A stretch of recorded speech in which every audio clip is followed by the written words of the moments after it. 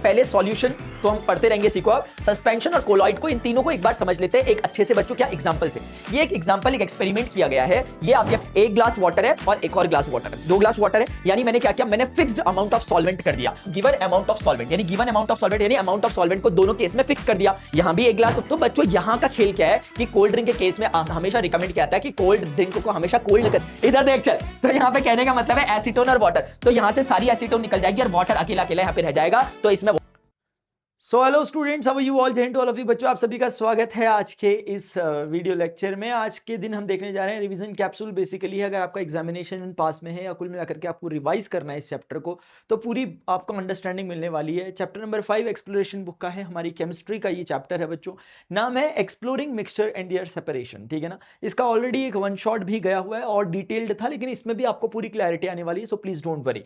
बच्चों देखो, mixture and their separation, कई बार हमें नाम याद नहीं होता है। अगर हम इस नाम याद नहीं होता है, अगर आप सही बात देखोगे, जो बच्चों को अंडरस्टैंडिंग है ना चैप्टर की, उसको ये नाम एकदम से याद होगा। आप बोल दोगे मास्टर जी क्या कह रहे हैं आप, लेकिन मैं सच कह रहा हूं। अगर आपको पता होगा कि मिक्सचर क्या है, तो आपको समझ में आएगा कि उसे सेपरेट भी किया जा सकता है। इसीलिए चैप्टर का नाम बड़ा सही रखा गया है कि exploring mixture and their separation. हमें मिक्सचर को समझना है और उसके बाद उन्हें सेपरेट कैसे करते हैं, इस तकनीक को जानना है। अब सबसे पहले तो हम बच्चों ये देखेंगे कि हमारे कंटेंट फ्लो क्या होने वाला है। ये टॉपिक्स हमें कवर करने हैं यार। Mixture, types of mixture, solution, concentration of salt, solubility of substance, method of separation of homogeneous and heterogeneous, ये सारी चीजें हमें कवर करनी है आज के लेक्चर में। बहुत प्यार से कवर करेंगे, मजा आने वाला है, ठीक है ना। वीडियो को जरूर लाइक करें अगर आप लोगों को वीडियो लेक्चर्स पसंद आते हैं, कुछ ना कुछ अगर वैल्यू ऐड हो रहा होता है। आप लोगों के लिए हर सब्जेक्ट में बहुत मेहनत कर रहा हूं यार मैं और हमारी पूरी की पूरी टीम वेदांतु की तरफ से।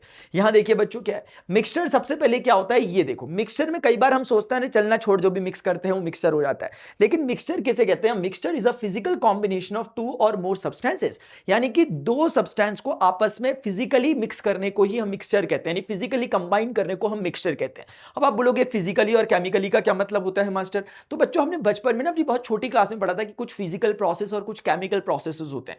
देखो फिजिकल प्रोसेस वो होते हैं जिनको रीगेन रिट्रीट किया जा सकता है, या दूसरे शब्दों में आप जैसे एग्जांपल के समझो पानी है, पानी को मैं जमा दूं टेंपरेचर कम करके तो वो बर्फ बन जाएगा, बर्फ का टेंपरेचर बढ़ा दूं, आग लगा दूं नीचे से तो वो पानी बन जाएगा, पानी को मैं अगर जला दूं तो वो वेपर बन जाएगा, वेपर को मैं ठंडा कर दूं तो वो पानी बन जाएगा। यानी कि इसमें स्टेट, एक स्टेट से दूसरे स्टेट में आया जाया जा सकता है।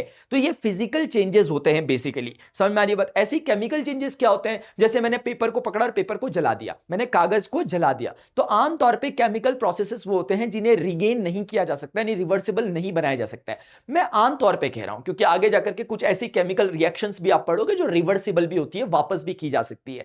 तो कागज का जलना आप मुझे बताओगे फिजिकल प्रोसेस है या केमिकल प्रोसेस है? इस आधार पर जो डेफिनेशन मैंने आपको दी टाइम स्टैम्प के साथ। अब हम बच्चों बढ़ रहे हैं इसकी तरफ। मिक्सचर क्या है? Mixture is a physical combination of 2 और मोर सब्सटेंसेस, यानी कि कैसे टाइप का? केमिकल कॉम्बिनेशन नहीं, फिजिकल कॉम्बिनेशन। मतलब मास्टर, मतलब ये कि जैसे हमारे पास मान लेते हैं 2 लिक्विड हैं कोई, जो आपस में हमने दोनों के दोनों मिला दिए। जैसे फॉर एग्जांपल ऑयल और वाटर को मैंने मिला दिया, तो एक तरह का मिक्सचर बना। तो ये मिक्सचर है, क्यों? क्योंकि ऑयल और वाटर को अलग किया जा सकता है, ये केमिकली कंबाइन नहीं हुए, ये फिजिकली कंबाइन हुए।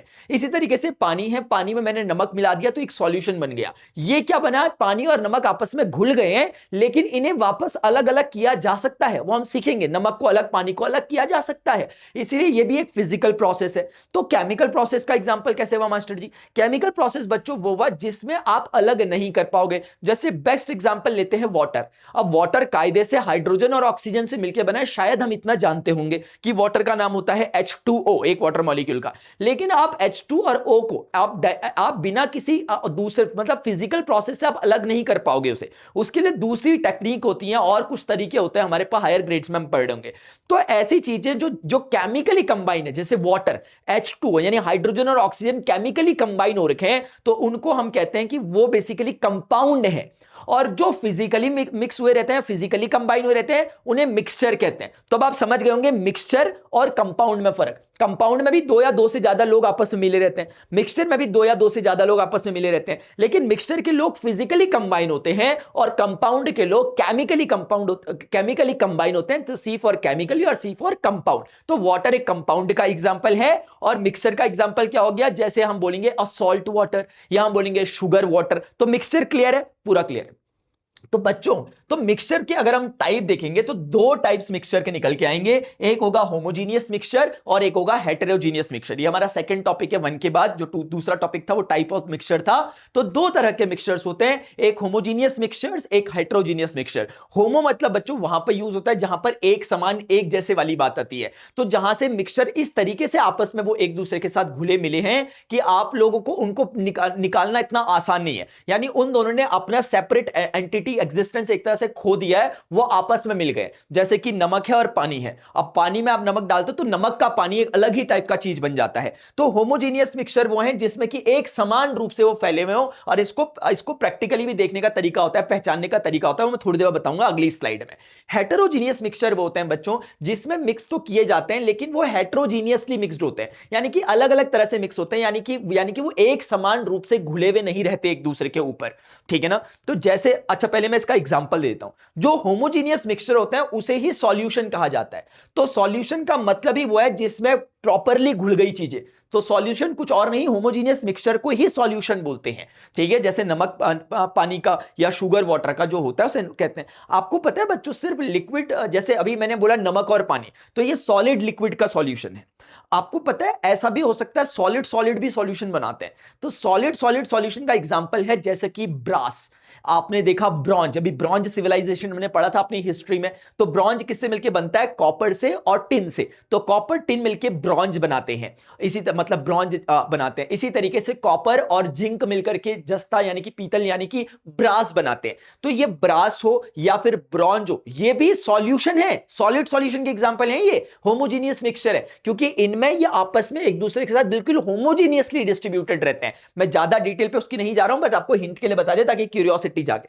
हेटेरोजीनियस मिक्सचर वो होते हैं बच्चों जो आपस में एक समान रूप से नहीं घुलते। जैसे बेस्ट एग्जांपल ले लो पानी और तेल का, तो ऑयल को आप डालते हो, ऑयल ऊपर ऊपर रह जाता है, पानी नीचे नीचे रह जाता है, एक बाउंड्री अपनी बना देते हैं रास्ते में, तो इसीलिए वो एग्जांपल है किसका, हेटेरोजीनियस मिक्सचर का एग्जांपल है। अब हेटेरोजीनियस मिक्सचर के दो एग्जांपल समझाए गए हैं, एक सस्पेंशन और एक कोलॉइडल, और एक तीसरा भी हो सकता है इमल्शन, जो मैंने आपको ऑयल वाला एग्जांपल कहा कि ऑयल वाटर के साथ एक इमल्शन बनाता है जिसमें ऑयल अपनी एक लेयर बना देता है अलग से अपना टेरिटरी, और वाटर की अलग टेरिटरी बन जाती है, वो इमल्शन का एग्जांपल हो गया। फिलहाल सस्पेंशन और कोलॉइड ये क्या होते हैं ये समझते हैं हमने क्या क्या समझना है। पहले सॉल्यूशन तो हम पढ़ते रहेंगे, सीखो आप सस्पेंशन और कोलॉइड को, इन तीनों को एक बार समझ लेते हैं एक अच्छे से बच्चों, क्या एग्जांपल से। ये एक एग्जांपल, एक एक्सपेरिमेंट किया गया है। ये आपके पास 3 बीकर लिए गए हैं एबीसी, तीनों में पानी डाला गया है, इक्वल अमाउंट का डाला गया, कोई टेंशन नहीं है। पहले वाले में बच्चों प्लेन वाटर है, कुछ भी नहीं डाला, सिर्फ वाटर है। दूसरे वाले में बच्चों हम लोगों ने क्या डाला, दूसरे वाले में चॉक पाउडर डाला, चॉक है उसे पीसा, ग्राइंड किया और इसके अंदर डाल दिया पानी के। और तीसरे वाले में बच्चों हमने मिल्क की कुछ ड्रॉपलेट्स डाल दी, यानी दूध मिला दिया पानी के ऊपर। अब हमने क्या किया, ये लेजर बीम हमारे पास, जैसे कि आपके पास ये लेजर बीम, जैसे देखो ये भी एक लेजर, जैसे ये मेरे हाथ में अगर आपको दिख रहा होगा, ये इससे भी लेजर निकलती है, मैं कैमरे में नहीं दिखा सकता वरना वो कैमरे को हार्म करती है।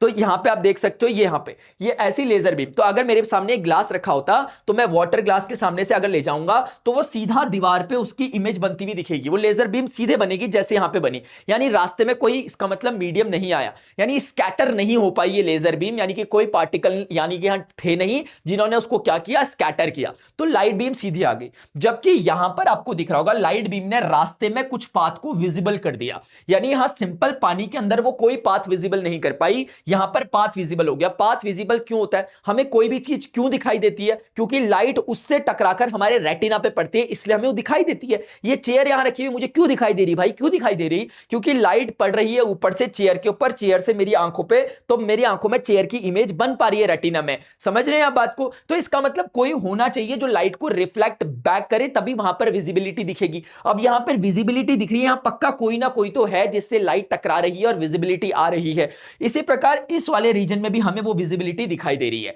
तो बच्चों अब यहीं से हमारे टॉपिक्स बनने चालू होते हैं। जैसे कई बार बच्चे बोलते हैं, जैसे नमक पानी का सॉल्यूशन हम बोलते हैं कि एक समान रूप से घुल जाता है, आप नमक को अलग पानी को अलग देख नहीं पाओगे, सब वो घुल जाता है, नमक पानी के अंदर घुल जाता है, आपको पता तभी चल पाता है जब आप पीते हो नमकीन लगता है। तो लोग कहते हैं कि मैं पूछता हूं उनसे भाई दूध कैसा है, तो कहते हैं दूध भी होमोजीनियस है, दूध में भी कुछ अलग अलग नहीं दिखता, सब कुछ घुला रहता है एक समान रूप से, चाहे आप देख लो कहीं से ऊपर से नीचे तक सब कुछ एक समान रहता है। तो बच्चों उसका वो एक बेसिक लेमन डेफिनेशन है कि भाई दिखता है, वैसे नहीं, आपको क्या समझ में आना चाहिए कि उसके पार्टिकल, जैसे यहां पे देखो, यहां पर पार्टिकल सस्पेंडेड रहे होंगे, जैसे एक एक करके आते हैं चौक वाले में। चौक वाले में आप देखोगे चौक के पार्टिकल आपको पानी में घूमते हुए, नाचते हुए, डांस करते हुए नजर आ रहे होंगे। डिस्को डांस करते हैं ये, अंधेरे कमरे में लाइट जला के देखोगे, नॉर्मल लाइट से भी आपको दिखेंगे चौक पार्टिकल्स ऐसे ऐसे क्या होते हैं, घूम रहे होते हैं। यानी वो बैठते नहीं है नीचे, रेत की तरह, सैंड होती तो नीचे बैठ जाती, ये क्या करते हैं, ऊपर ही डांस करते रहते हैं, सस्पेंडेड रहते हैं, सस्पेंडेड, निलंबित रहते हैं ऊपर पे। जबकि ये दूध वाले पार्टिकल दिखते नहीं है ऐसे, बट ये भी डिस्को डांस कर रहे होते हैं। हमें दिखते नहीं है बट डिस्को डांस ये भी कर रहे होते हैं बच्चों। कौन? मिल्क के पार्टिकल। लेकिन वो इतने छोटे होते हैं कि हम लोगों को विजिबिलिटी उनकी नहीं आ पाती है। तो पता कैसे चलता है? जब हम ये लाइट जलाते हैं, लाइट जलाते हैं, वो इतने छोटे थे कि हमें दिख नहीं पाए, लेकिन इतने छोटे नहीं है कि वो लाइट को रिफ्लेक्ट ना कर पाए। यानी इतने बड़े तो हैं कि लाइट को रिफ्लेक्ट वगैरह कर पा रहे हैं, लाइट को स्कैटर कर पा रहे हैं। तो इसका मतलब ये हुआ कि यहां पर जो अपना ये वाला था, ये हमारा एक प्योर सॉल्यूशन, बेसिकली सॉल्यूशन या होमोजीनियस मिक्सचर का एग्जांपल हो गया। और यहां पे ये एक सस्पेंशन का एग्जांपल हो गया बच्चों, जहां पर चौक पार्टिकल दिखते हैं, आंखों से विजिबल होते हैं। तो इसको कहते हैं टिंडल इफेक्ट, जो लाइट स्कैटर हो रही है। तो ये टिंडल इफेक्ट शो नहीं करेंगे जो सॉल्यूशंस होंगे होमोजीनियस मिक्सचर, लेकिन ये वाले और ये वाले दोनों करते हैं। लेकिन दोनों को अलग अलग कैटेगरी में क्यों पढ़ रहे हैं? क्योंकि चौक पार्टिकल्स हमें दिखते हैं आंखों से और सस्पेंडेड रहते हैं ऊपर, लेकिन मिल्क पार्टिकल दिखते नहीं है बट होते हैं एग्जैक्टली वैसे ही जैसे चौक के पार्टिकल्स मौजूद थे, और इसको कोलॉइडल कहते हैं। तो ये कोलॉइडल सॉल्यूशन है, ये आपका सस्पेंशन है, और ये आपका सॉल्यूशन था। ठीक है ना? तो इस तरीके से बच्चों आपको तीनों के बारे में लगभग पता चल गया। अब आते हैं हमारे पास सॉल्यूशन को पढ़ने के लिए। सॉल्यूशन हमने ऑलरेडी भी पढ़ा, एक होमोजीनियस मिक्सचर होता है, उसको डिफाइन करते हैं। और solution is a homogeneous mixture. मैंने क्या बोला? होमोजीनियस मिक्सचर, जिसमें क्या, इन which one or more solutes are uniformly dissolved in solvent. Solvent बच्चों उसको कहते हैं जिसमें आप किसी चीज को घोल रहे होते हो। जैसे वाटर है तो वाटर एक सॉल्वेंट है। अब जैसे कोई बोलेगा सॉल्यूट क्या होता है, तो सॉल्यूट जैसे शुगर एक सॉल्यूट है, शुगर को घोल रहे होते हैं पानी में तो शुगर होती है विलेय यानी कि सॉल्यूट, और जिसमें घोल रहे होते हैं वो होता है विलायक यानी कि सॉल्वेंट, और जो बनता है इन दोनों का मिक्सचर उसको कहते हैं क्या? सॉल्यूशन। तो आपको सॉल्यूशन समझ में आ रहा है, एक प्रकार का होमोजीनियस मिक्सचर होता है बच्चों, उसी को होमोजीनियस मिक्सचर को ही सॉल्यूशन कहते हैं, जिसमें सॉल्यूट डिसॉल्व्ड रहता है सॉल्वेंट के अंदर होमोजीनियसली। एग्जांपल के लिए सॉल्ट डिसॉल्व्ड इन वाटर और शुगर डिसॉल्व्ड इन वाटर। इसी तरीके से बच्चों अब इंपॉर्टेंट चीज जो आने लग गई है टेक्निकल टर्म्स, वो है कॉन्सेंट्रेशन ऑफ सॉल्यूशन। मेरी ना आवाज थोड़ी सी वो हो रही है, इसलिए मैं ऊपरी हिस्से से बोल रहा हूं अपने, क्योंकि लाइव में यार चिल्ला चिल्ला के ना आवाज का वो हो गया पूरा का पूरा, इसलिए तुम्हें थोड़ा साउंड अजीब सा लग रहा होगा। तो ये मत सोचिए मास्टर की पिच कहां पहुंच गई। आप बताइए जरा, पिच ऊंची हुई है कि नीची हुई है? अभी साउंड पढ़ाया था। Concentration of solution, the amount of solute dissolved in a given amount of solvent is termed as the concentration of solution। मतलब बच्चों जैसे एक सिंपल सा एग्जांपल समझो, एक ग्लास वाटर है और एक और ग्लास वाटर है, दो ग्लास वाटर है, यानी मैंने क्या किया, मैंने फिक्स्ड अमाउंट ऑफ सॉल्वेंट कर दिया। आप देखो गिवन अमाउंट ऑफ सॉल्वेंट, यानी गिवन अमाउंट ऑफ सॉल्वेंट यानी अमाउंट ऑफ सॉल्वेंट को दोनों केस में फिक्स कर दिया। यहां भी एक ग्लास वाटर है, यहां भी एक ग्लास वाटर है, दो मतलब एक ग्लास सॉल्वेंट एक ग्लास सॉल्वेंट। अब मैं क्या करता हूं, मेरा सॉल्यूट है शुगर, फॉर एग्जांपल मैंने शुगर की यहां पर 2 चम्मच डाली और मैंने और घोल दिया घुल गया। मैंने आज शुगर की बच्चों 5 चम्मच डाली, घोला घुल गया। अब 2 चम्मच शुगर से बना हुआ सिरप ये है और 5 चम्मच शुगर से बना हुआ सिरप ये है। तो सबसे पहले जनरल नॉलेज से हम कहेंगे कि कॉन्सेंट्रेशन किस सॉल्यूशन का ज्यादा है, तो 5 चम्मच वाले सॉल्यूशन का कॉन्सेंट्रेशन ज्यादा है। ऑल्दो दोनों में एक एक ग्लास ही वाटर सॉल्वेंट है और उसमें लेकिन जो अमाउंट ऑफ सॉल्यूट है वो इसमें ज्यादा है दिए गए फिक्स्ड अमाउंट ऑफ सॉल्वेंट में, इसीलिए ये हाईली कॉन्सेंट्रेटेड है और ये लेस कॉन्सेंट्रेटेड है। क्या आपको मेरी बात समझ में आ रही नहीं आ रही? तो बस यही बात होती है बच्चों, यही कह रहा है ये कि the amount of solute dissolved in a given amount of solvent, यानी फिक्स्ड सॉल्वेंट के अमाउंट में कितनी सॉल्यूट डाल रहे हो। आपने 3 ग्लास रख दिए, एक में 1 चम्मच डाली, दूसरे में 2 चम्मच डाली, तीसरे में 3 चम्मच डाली, तो आपको समझ में आ रहा है ये लीस्ट कॉन्सेंट्रेटेड है, ये लेस कॉन्सेंट्रेटेड है और ये हाईली कॉन्सेंट्रेटेड है। आपको समझ में आ रहा होगा। जैसे एग्जांपल के लिए 10 gram sugar dissolved in 90 gram of water. अब विल है, अब अगली बात हम ये बता रहे हैं कि कॉन्सेंट्रेशन का मेजरमेंट भी साथ साथ बता दे रहे हैं कैसे होता है। इसको टेक्निक होती है 3 तरह की इसको नापने की, जिनमें से एक ये है परसेंटेज वेट बाय वेट। मतलब ये होता है कि आपको अगर बताना है कि जैसे 10 ग्राम चीनी आपने 90 ग्राम वाटर सॉल्वेंट में डाली है, तो अब आप कैसे बच्चों बताओगे कि इसका कॉन्सेंट्रेशन कितना है? 1 मिनट रुक जाओ यार, एक तो ना ये चक्करबाजी ना, तो आप क्या करोगे, आप ऊपर पे लिख दोगे अमाउंट ऑफ, क्या लिख दोगे, सॉल्यूट, 10 ग्राम सॉल्यूट चीनी डाली, और नीचे लिखते हैं बच्चों सॉल्वेंट नहीं, सॉल्यूशन का अमाउंट, यानी कि सॉल्यूशन किससे मिलके बना है, शुगर से और पानी से। तो शुगर का 10 ग्राम और पानी का 90 ग्राम मिलकर के 100 ग्राम, उसका 100 से मल्टीप्लाई कर देंगे तो परसेंटेज निकल जाएगा। तो हम पता लगा रहे हैं कि प्रति एक मतलब यूनिट सॉल्यूशन में कितना सॉल्यूट है वो पता कर रहे हैं, बेसिकली उसी को कॉन्सेंट्रेशन कह रहे हैं। ये 10 9 आपस में 100 कट जाएंगे तो 10% इसका आंसर आएगा। हम बोलेंगे कि इस केस में शुगर का जो परसेंटेज वेट बाय वेट है वो 10 है। आप मेरी बात समझ रहे हो, ऐसे करके हम कॉन्सेंट्रेशन को मेजर कर रहे होते हैं। अब हम बढ़ते हैं आगे। आई होप आपको कॉन्सेंट्रेशन समझ में आ गया होगा। ये amount of solute dissolved in a give fixed amount of fixed quantity of a solvent है, उसी को कहते हैं। अब बच्चों बहुत ज्यादा इंटरेस्टिंग टर्म है सॉल्युबिलिटी ऑफ सब्सटेंस, पूरा चैप्टर इसी पर बेस्ड है, मान लो आप आधे से ज्यादा। सॉल्युबिलिटी ऑफ सब्सटेंस का मतलब ये होता है विलेयता, किसी सब्सटेंस की, किसी सॉल्यूट की कितनी सॉल्युबिलिटी है। जैसे एग्जांपल के लिए मैं कहता हूं 1 चम्मच शुगर को आपने 1 गिलास पानी में डाला, घुल गई, आपने घोला घोला स्टिर किया, घुल गई। आपने 2 चम्मच डाला, घोला घोला घोला घोला घुल गई। आपने 3 चम्मच डाला, घोला घोला घोला घोला घुल गई। आपने 4 चम्मच डाला, घोला घोला घोला घोला घुल गई। आपने 5 चम्मच डाला, घोला, वो देख वो बोल रहा घुल गई, अभी नहीं घुली। 5 चम्मच डाला तो अभी नहीं घुली, तो 5वें चम्मच में दादा वो नहीं घुल पा रहा, तुम्हारे तोते उड़ गए, तुम बोल रहे क्यों नहीं घुल रही, चीनी बोल रही अब नहीं घुलूंगी मैं, मेरा पेट भर गया। तो अब बच्चों क्या होता है, पानी जो उसके अंदर का है वो सैचुरेट हो गया, वो बोला दादा मेरे से अब ना हो पाएगा यार, बहुत पेट भर गया, बहुत चीनी खिला दी तुम लोगों ने, ठीक है ना। तो इसलिए तुमने इतनी चीनी खिला दी उसे, इतनी चीनी खिला दी कि अब वो कहता है अब नहीं होगा, तो वो जो बाकी एक्स्ट्रा होता है वो वहीं का वहीं दिख जाएगा, अब घुलेगा नहीं। ऐसा एक्सपेरिमेंट करके देखना और मुझे बताना कितने चम्मच चीनी पे तुम्हारा पानी घुल जाता है, पानी में कितने चम्मच घुल जाती है और कितने के बाद नहीं घुलती है, मुझे जरूर बताना करके एक्सपेरिमेंट, ठीक है ना। तो आप नमक के साथ भी कर सकते हैं, चीनी के साथ नहीं, कोई भी सॉल्यूट जो होता है वो ऐसा नहीं कि घुलता ही रहेगा घुलता ही रहेगा घुलता रहेगा, एक लिमिट आती है जिसके बाद वो बोलता है मैं घुलना बंद कर दूंगा, मैं अपने सैचुरेशन स्टेट पे पहुंच गया हूं, तो वही उसकी सॉल्युबिलिटी कहलाती है। डेफिनेशन में देखो, the maximum amount of solute, solute मतलब जैसे एग्जांपल के लिए हमारे वाले एग्जांपल में sugar that dissolves in a fixed amount of solvent, हमारे एग्जांपल में बच्चों वाटर हो गया, बोल रहा is known as the solubility of that solute at a given temperature. यानी बहुत सिंपल सी बात है कि जैसे हमारे केस में 5 चम्मच जो चीनी है वो मैक्सिमम अमाउंट है, हम कहेंगे हमारी जो सॉल्युबिलिटी है हमारे वाले पानी की मास्टर वो 5 टेबल स्पून है, यानी 5 चम्मच चीनी के बाद ये घुलता नहीं है, अब ये चीनी वापस दिखने लग जाती है। तो क्या हुआ, मैक्सिमम अमाउंट ऑफ सॉल्यूट, कितना मैक्सिमम अमाउंट ऑफ सॉल्यूट डालोगे गिवन मतलब solute that dissolves in a fixed amount of solvent. अब ये नहीं कि यहां से पानी भी बढ़ाए जा रहे, पानी भी बढ़ाए जा रहे, पानी को फिक्स कर दोगे तभी तो कुछ चीज कर पाओगे, है ना, पानी को फिक्स कर दिया तो ये होता है। तो बच्चों ये बोलता है, लेकिन इसमें एक बहुत इंपॉर्टेंट बात है कि that solute at a given temperature. अगर ये बात कोई बच्चा लिख रहा है तो ही समझा जाएगा कि इसको सच में समझ में आया, ये रट्टे मार के नहीं आ रहा, ये प्रणव मास्टर का ही स्टूडेंट है, तो बच्चे मास्टर एकदम समझ जाएंगे प्रणव मास्टर का भाई 100 घुमा के 10 को बिना कॉपी चेक करे इसकी।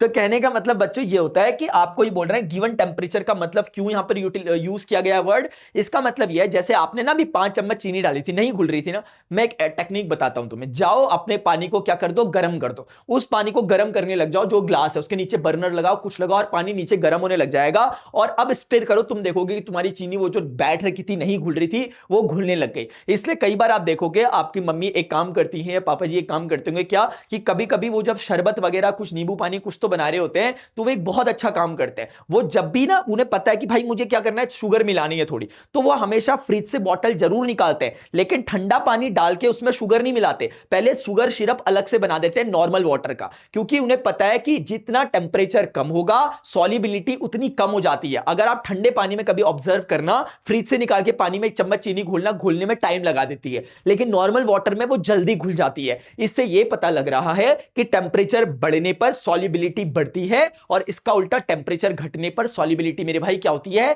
घटती है। यह बात समझ में आ रही है। तो इसका मतलब यह हुआ कि अगर आपको लगता है जैसे चीनी, आप जब चाय में चीनी डालते हो आप देखते हो आपको ऐसे स्टिर करने की भी जरूरत नहीं पड़ती, कभी चेक करना, चीनी डालते हैं लोग और अपने आप ही घुल जाती है। क्यों? क्योंकि वो इतने ऑलरेडी टेंपरेचर पे है कि उसका उतने से पेट वो बोल रही है और डालो, ये तो बहुत टाइम है मेरे पास, ठीक है ना। तो ऐसा वाला चक्करबाजी रहती है उसकी। तो टेंपरेचर डिपेंडेंसी होती है सॉल्युबल में। तो जब आपको लगता है कि मेरा सॉल्यूशन सैचुरेट हो गया, अब ये और सॉल्यूट एक्सेप्ट नहीं कर रहा है, सॉल्युबिलिटी गेन कर चुका है अपनी मैक्सिमम पे आकर के, आप उसकी आग लगा दो उसके नीचे से, तो वो क्या करेगा, उसका फिर से मॉलिक्यूल दूर दूर फैलने लग जाते हैं और चीनी के स्पेस बन जाता है। लेकिन ये आधा सत्य है, अर्ध सत्य है, पूरा सत्य है बच्चों। ये टेम्परेचर डिपेंडेंसी दो तरीकों से होती है, एक सॉलिड लिक्विड के सॉल्यूशन में और एक लिक्विड गैस के सॉल्यूशन में। इनका बिहेवियर अलग अलग देखा जाता है। जैसे सॉलिड लिक्विड का सॉल्यूशन होगा शुगर वाटर का, शुगर सॉलिड हो गई और लिक्विड आपका वाटर हो गया, लिक्विड हो गया। तो ये एक तरह से शुगर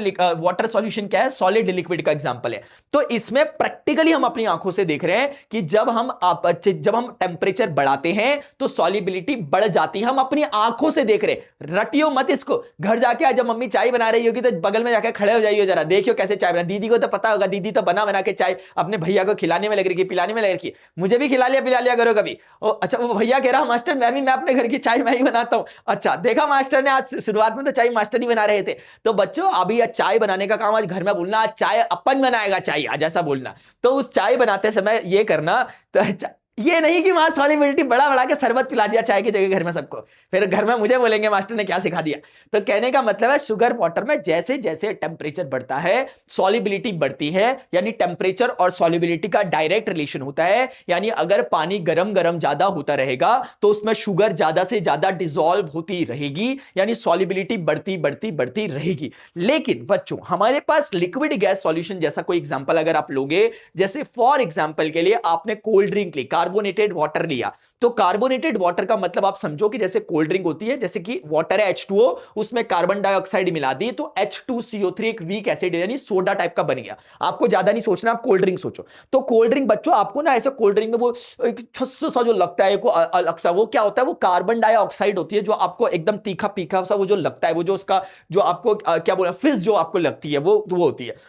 तो क्या होता है इसमें रिलेशन उल्टा होता है। जैसे टेम्परेचर कम होता है तो सॉल्युबिलिटी बढ़ती है, अगर टेम्परेचर बढ़ता है तो सॉल्युबिलिटी कम होती है। बेस्ट एग्जांपल ये है कि अगर वो कार्बन डाइऑक्साइड प्रॉपर्ली घुली होगी उसके अंदर तो आपको वो फिज महसूस हो पाएगा। अगर वो उसके अंदर प्रॉपर्ली घुल नहीं पाएगी तो ढक्कन खोलते ही बाहर निकल जाएगी और आपको क्या नहीं महसूस होगा, आपको फिज महसूस नहीं होगा, वो महसूस नहीं होगा, आपको लगेगा क्या मैं चीनी का पानी पी रहा।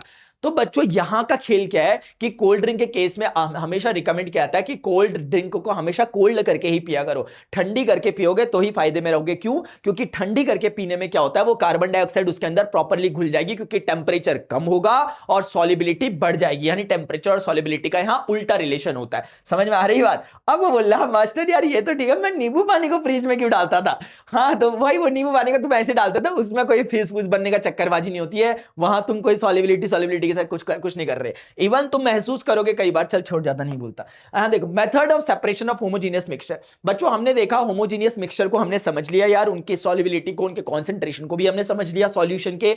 यानी अब होमोजेनियस मिक्सचर मतलब सॉल्यूशन है बेसिकली ये। तो सॉल्यूशन का जो सेपरेशन होता है, क्योंकि हमने देखा ये फिजिकली कंबाइन होते हैं तो सेपरेट भी किए जा सकते हैं फिजिकल मेथड से। तीन मेथड हमारे पास फिलहाल दे रखे हैं, एक है क्रिस्टलाइजेशन, एक है डिस्टिलेशन और एक पेपर क्रोमेटोग्राफी। तो बच्चों एक एक पर करके पढ़ते हैं। क्रिस्टलाइजेशन आप खुद सोचो, क्रिस्टलाइजेशन पहले पढ़ लो क्या होता है। Crystallisation is the process of obtaining pure solid crystals from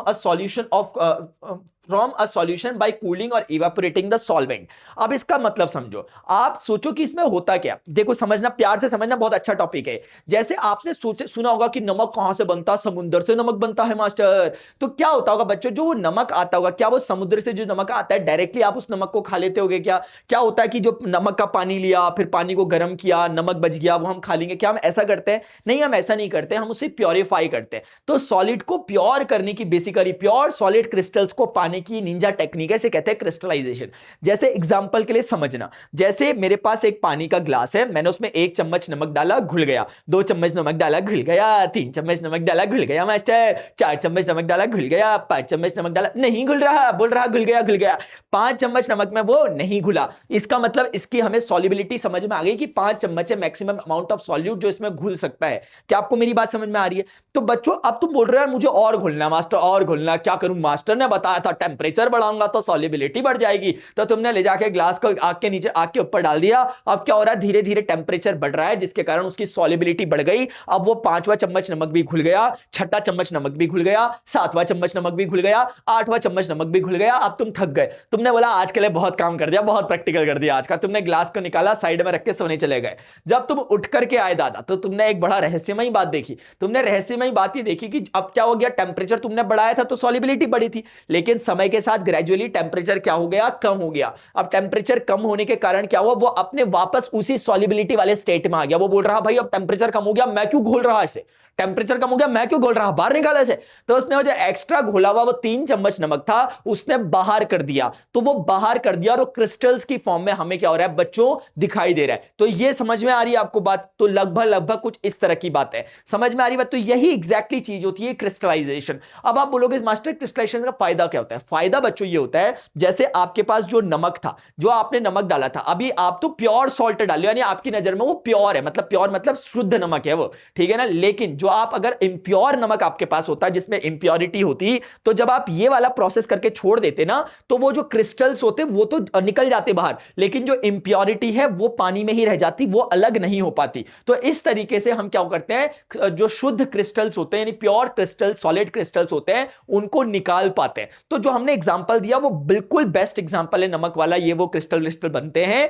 लेकिन बात यह कि उसमें आपको लग रहा होगा फायदा क्या हो रहा है, उसमें कोई फायदा नहीं हो रहा, एग्जांपल के लिए था। फायदा वहां होता है जहां पे आपको इंप्योरिटीज को हटाना होता है। तो जब आप ठंडा करते तो प्योर सॉलिड के क्रिस्टल्स बनते हैं, इंप्योरिटी नहीं वो हो पाती, इंप्योरिटी रीगेन नहीं हो पाती। समझ रहे हो आप बात को, क्योंकि हाँ अब आते हैं डिस्टिलेशन पे। बच्चों डिस्टिलेशन क्या होता है, distillation is the process of separating a liquid. हम क्या कर रहे हैं, सेपरेशन की मेथड है, जो ऑलरेडी मिल चुके हैं आपस में, यानी होमोजीनियस मिक्सचर बन चुके हैं, यानी सॉल्यूशन बन चुके हैं, हम उनको अलग कर रहे हैं। जैसे अभी नमक पानी को हमने बनाया था सॉल्यूशन, तो उसको अलग करने की टेक्निक थी। अभी डिस्टिलेशन में क्या होता है, distillation is the process of separating a liquid from a solution by heating it to form a vapour and then cooling the vapour to obtain the pure liquid. इसका मतलब ये होता है बच्चों, दो मिक्सिबल टाइप के जो लिक्विड्स होते हैं, मिक्सिबल दो लिक्विड आपस में एक दूसरे के साथ मिक्सअप हो जाते हैं। मैं आपसे पूछूंगा एग्जांपल, तो शायद आपको पता हो, नहीं पता नहीं, जैसे रुआबजा वगैरह या कुछ तो आपस में मिक्स हो जाते होंगे, लेकिन जैसे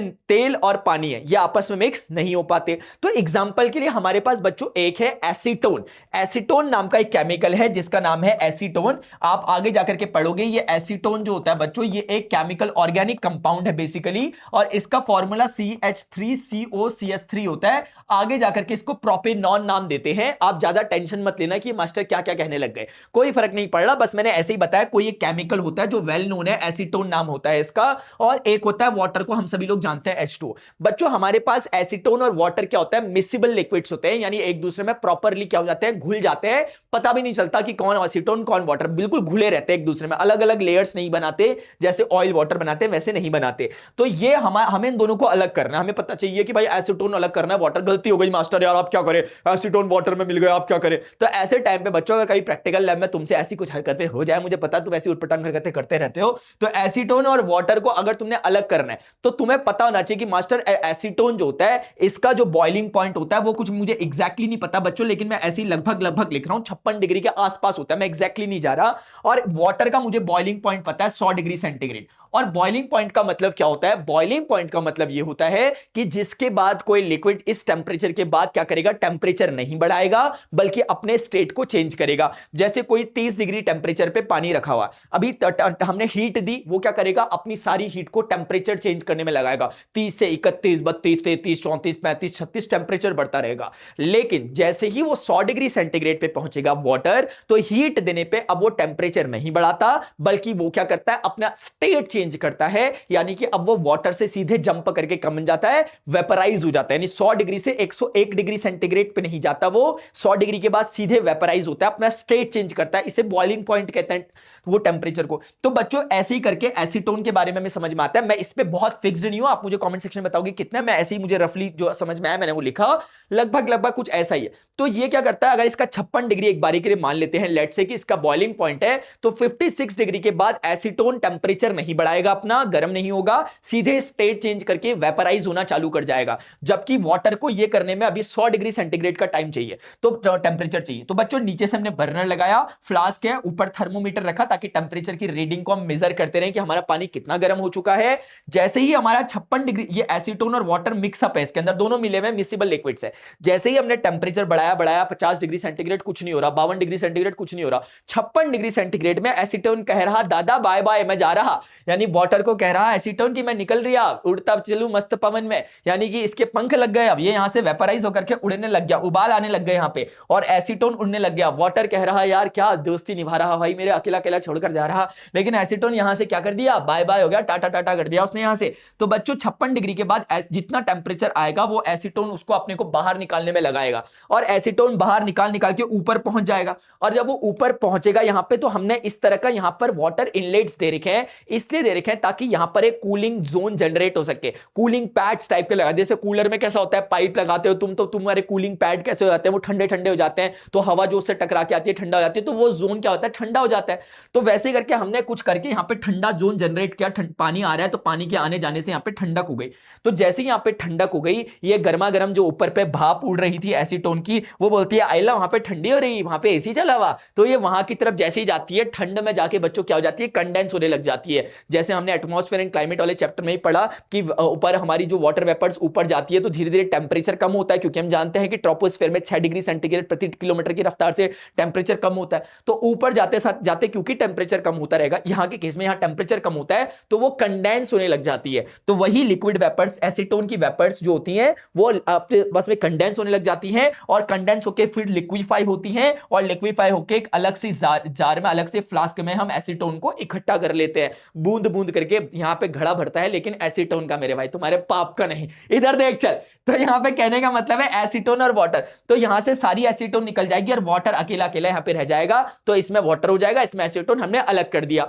अब देखो इसमें जो मेन इंपॉर्टेंट बात है वो क्या है, अगर सोचो कि यहां पे वाटर का जो बॉइलिंग पॉइंट होता वो 60 डिग्री सेंटीग्रेड होता, तो क्या होता, जैसे ही 56 डिग्री सेंटीग्रेड पे एसीटोन उड़ना चालू करता, हम बोल रहे थे उड़ रहा है, लेकिन थोड़ी देर बाद 60 डिग्री सेंटीग्रेड आते आते तुरंत से वाटर भी क्या हो जाता, वाटर भी उड़ने लग जाता। अगर 60 डिग्री वाटर का होता बॉइलिंग पॉइंट फॉर एग्जाम्पल, तो वाटर भी, तो फिर दोनों के दोनों दिक्कत हो जाती। तो अभी इनके बीच में एक सफिशिएंट गैप है कि भाई जितनी देर तक ये यहां 100 तक पहुंचेगा उतनी देर में तो ये भाई यहां से गायब होकर निकल भी लेगा। तो ये हमें समझ में आ रहा है। तो इसीलिए बहुत इंपॉर्टेंट चीज जो रहेगी इस प्रभाजी आसवन की विधि में यानी डिस्टिलेशन में, वो ये रहेगी बच्चों कि हमारा जो दो लिक्विड्स हैं, जो मिसिबल लिक्विड्स हैं, मिले हुए लिक्विड्स हैं, एक शर्त को कम से कम पूरा कर रहे हो, वो ये कि उनके बॉइलिंग पॉइंट में कम से कम यार 25 डिग्री सेंटीग्रेड का तो डिफरेंस हो। इतना डिफरेंस होगा तो सफिशिएंट रहता है अलग करना। आई होप आपको डिस्टिलेशन समझ में आ गया। अब आप इसको पढ़ोगे तो आपको समझ में आएगा to obtain the pure liquid, पूरी लैंग्वेज अब आपको समझ में आएगी।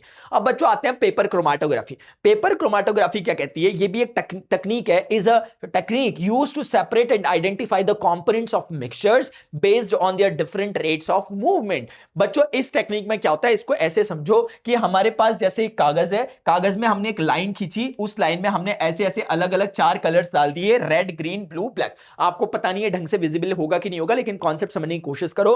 और इसमें हमने क्या कर दिया, इस कागज को हमने डिप यहां पे बांध दिया और यहां डिप कर दिया पानी में, लेकिन पानी में इतना लेवल रखा हुआ है कि वो उस लाइन को ना छुए जहां पर हमारे कलर है। तो पानी डायरेक्टली उन्हें टच नहीं कर रहा है, पानी नीचे के पेपर को टच कर रहा है। लेकिन बच्चों कैपिलरी इफेक्ट के कारण क्या होगा, धीरे धीरे पानी क्या होता है, कागज में ऊपर चढ़ने लग जाता है। जैसे दीवालों में सीलन नहीं चढ़ती तुम्हारे, वैसे करके यहां पर कागज चढ़ जाता है, कागज में पानी चढ़ने लग जाता है। तो एक समय के बाद धीरे धीरे तुम रखते हो, तुम्हें पानी चढ़ता हुआ दिखता है, चढ़ता हुआ दिखता है, चढ़ता हुआ दिखता है, तो धीरे धीरे पानी चढ़ते चढ़ते चढ़ते चढ़ते इस लाइन के पास आता है और लाइन में से इन कलर को ड्रैग करता हुआ ऊपर ले जाता है और आपको ऐसे ऐसे पैटर्न्स दिखाई देते हैं। तो जो आपने सिर्फ ऑरेंज कलर रखा था वो मात्र ऑरेंज कलर नहीं, बच्चे उसमें ऑरेंज, कुछ येलो दिख रहा है, ग्रीन में कुछ ग्रीन दिख रहा है, कुछ ब्लू दिख रहा है, कुछ येलो दिख रहा है। तो उसके जितने कलर पिगमेंट्स थे, क्योंकि हम जानते हैं हर कलर किसी ना किसी कलर का कॉम्बिनेशन टाइप का होता है, तो वो जिस जिस कलर से मिलकर बना होता है, जिन जिन पिगमेंट से, वो अलग और सेपरेट होना चालू हो जाते हैं। इसी प्रोसेस को बच्चों हम पेपर क्रोमेटोग्राफी कहते हैं, क्योंकि हम इसमें इसके अलग अलग पिगमेंट्स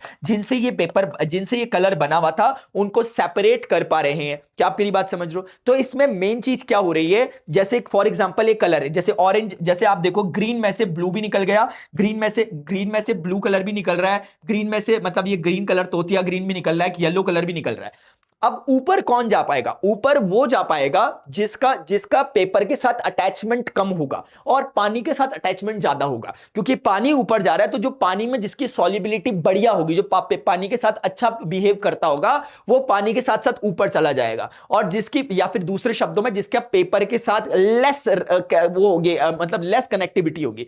और इसी तरीके से नीचे वो रह जाएगा इसमें कलर जो पानी के साथ कंपैरेटिवली उतना सॉल्युबल नहीं होगा और पेपर के साथ अच्छा रेजिस्टेंस, पेपर के साथ अच्छा अटैचमेंट शो करता होगा। तो जो पेपर के साथ रहना पसंद करता होगा वो नीचे रह जाएगा, जो पानी के साथ रहना पसंद करता होगा, ज्यादा सॉल्युबल होगा, वो ऊपर चला जाएगा। बस यही समझ में आ रहा है, यही है पेपर क्रोमेटोग्राफी। इतना ही कॉन्सेप्ट आपको आपकी किताब में दे रखा है। बच्चों, method of separation of heterogeneous mixture, homogeneous mixture को हमने देख लिया, क्रिस्टलाइजेशन से, डिस्टिलेशन से या पेपर क्रोमेटोग्राफी से हम अलग कर सकते हैं, अलग अलग उनके अकॉर्डिंग। लेकिन एक प्रोसेस होता है हेटेरोजीनियस। हेटेरोजीनियस मिक्सचर्स वो होते हैं बच्चों जो आपस में इस तरीके, मतलब जो सॉल्यूशंस नहीं है, क्योंकि होमोजीनियस मिक्सचर सॉल्यूशन थे और हेटेरोजीनियस मिक्सचर जो सॉल्यूशन नहीं है बट मिक्सचर्स है। मिक्सचर्स है मतलब फिजिकल प्रोसेस से ही आपस में कंबाइन हुए हैं, फिजिकली कंबाइन हुए, केमिकली कंबाइन नहीं हुए थे। जैसे एग्जांपल के लिए कैंपर। बच्चों, हमने एग्जांपल के लिए हमें एक प्रोसेस यहां पे दे रखा है, इसका नाम है सब्लिमेशन। सब्लिमेशन क्या होता है? Is the process in which a solid changes directly into a vapour without passing through the liquid state. हम लोग जानते हैं कि भाई जैसे बर्फ या गर्म करोगे तो पानी बनेगा, पानी को गर्म करोगे तो भाप या वेपर बनेगी। लेकिन सोचो कि बर्फ को गर्म करे और सीधे वेपर बन जाए, ये क्या चल रहा मास्टर? हाँ, ऐसा ही चलता है। कुछ कुछ चीजें ऐसी होती है बच्चों जो ऐसा बिहेवियर शो करती हैं। जैसे आपका जो कपूर होती है, जिसे आप कैम्फर कहते हो एक तरह से, या नैफ्थलीन बॉल्स होती है जिसे आप अपने अलमारियों में घर में मम्मी कपड़ों वगैरह में रखती है ताकि, है ना, वो जिसकी तीखी सी स्मेल होती है वो नैफ्थलीन होता है। जो घरों में हम लोग मंदिर में पूजा के आरती के दौरान यूज करते हैं कैम्फर, वो कपूर होता है। दोनों अलग अलग होते हैं बेसिकली, बट दोनों के दोनों यही बिहेवियर शो करता है। कौन सा? सब्लिमेशन का। मतलब जैसे ही आपने यहां पर एक बाउल में आपने क्या कर रखा है, कपूर को पीस पीस के या नैफ्थलीन को पीस पीस के डाल दिया। अब जैसे ही आपने उसको पीस पीस के डाल दिया, उसके छोटे छोटे टुकड़े करके ग्राइंड करके, और यहां पे फ्लास्क को उल्टा करके रख दिया, ऊपर से कॉटन प्लग लगा दिया ताकि ऊपर से कोई जा ना सके। अब आपने क्या किया बच्चों? आपने नीचे से लगा दी आग। अब कपूर बोल रहा, मास्टर ये क्या कर दिया मेरे साथ? तो यहां पर इसके अंदर कपूर जल रहा तो कपूर जल के ये नहीं कि कपूर का जूस बन जाएगा वहां पे, अभी वो कपूर सीधे जल के सीधे वेपराइज होगा, सीधे आयला, सीधे वेपराइज, सीधे हवा बन गया। कपूर बोल रहा अभी दिखाता हूं मास्टर, उड़ के दिखाता हूं। तो कपूर को जैसे ही जलाया, कपूर उड़ के पूरे फ्लास्क में क्या हो गया? फ्लास्क में जाने लग गया। अब ऊपर जाते जाते कंपैरेटिवली टेंपरेचर कम हो गया, क्योंकि नीचे तो तुमने तो आग नीचे लगाई थी, ऊपर तो टेंपरेचर कम है। तो ऊपर जाते जाते उसे टेंपरेचर कम मिला, तो कम होने के कारण वो वेपराइज जो हुआ था वो धीरे धीरे वहीं पे क्या हो गया? कंडेंस होने लग गया। तो कंडेंस होकर के लिक्विड नहीं बनाएगा फिर से, यानी ये इसकी डिक्शनरी में लिक्विड लिखा ही नहीं है इस भाई की। इसके वहां सॉलिड और गैस दो ही स्टेट होते हैं इसकी दुनिया में, पता नहीं कौन से गोले से आ रखा। तो बच्चों, ये सॉलिड से सीधे वेपर बनेगा और ऊपर होके जब ठंडा होगा तो वेपर से फिर से सॉलिडिफाई होगा। तो तुम बोलोगे कि मैंने रखा तो कपूर को नीचे था, लेकिन जब तुम आओगे ढक्कन हटा के देखोगे तो वो कपूर तुम्हें ऊपर मिलेगा। तुम्हें लगेगा कि ये क्रॉलिंग करके चला गया ऊपर, लेकिन ये नहीं गया, ये उड़ के गया था ऊपर और वहां जाके फिर से ठंडा होकर के क्या लिक्विड नहीं बना, सॉलिड ही बन गया। तो सॉलिड से वेपराइज होने वाले प्रोसेस को सब्लिमेशन कहते हैं, और उन वेपर का दोबारा से कंडेंस होकर के सॉलिडिफाई फॉर्म में आने को बच्चों डिपोजिशन कहते हैं। ये दो चीजें होती है, आपको पता होनी चाहिए। इस तरीके से बच्चों हमारा एक चैप्टर पूरी तरीके से हमने कंप्लीट कर दिया। आई होप आपको पसंद भी आया होगा। अगर पसंद आया तो एक लाइक दोगे तुम, अगर तुम्हें 90% समझ आ रखा। अगर तुम्हें लगता है मास्टर मुझे तो 100% समझ आ गया, एक लाइक के साथ बच्चों एक हाइप तो बनता है। अभी के लिए बच्चों इतना यार, हम सारे सब्जेक्ट्स को कवर करते हुए चल रहे हैं, चाहे हम हिस्ट्री हो, ज्योग्राफी हो, हम पॉलिटी हो, इकोनॉमी हो, या फिर मैथमेटिक्स हो, फिजिक्स हो, केमिस्ट्री हो, बायोलॉजी हो, हिंदी, इंग्लिश, संस्कृत, तो सारी प्लेलिस्ट बनी हुई है चैनल में। आपको जिस चैप्टर में प्रॉब्लम आ रही हो बताओ। मुझे नहीं पता अभी वीडियो कब देख रहे होंगे, लेकिन 13 जुलाई से लेकर 27 जुलाई के बीच में मेरी लाइव भी चल रही है 6 o'clock पे, जिसका प्लानर मैं ऑलरेडी कम्युनिटी में पोस्ट कर चुका हूं। तो ये लाइव कभी कभार जब चल रही होती है तो इसमें आया करो, क्योंकि मैं उस समय रिवीजन वगैरह आप लोगों का, कुछ चीजों का, एग्जाम के प्रिपरेशन वगैरह और आपका जो डाउट्स होते हैं उन्हें ले रहा होता हूं, क्योंकि कभी कभार मुझे टाइम मिल पाता है लाइव लेने का। अभी के लिए बच्चों इतना ही यार, मिलते हैं नेक्स्ट सेशन में। Goodbye, see you, take care, जय हिंद, बाय, लव यू ऑल।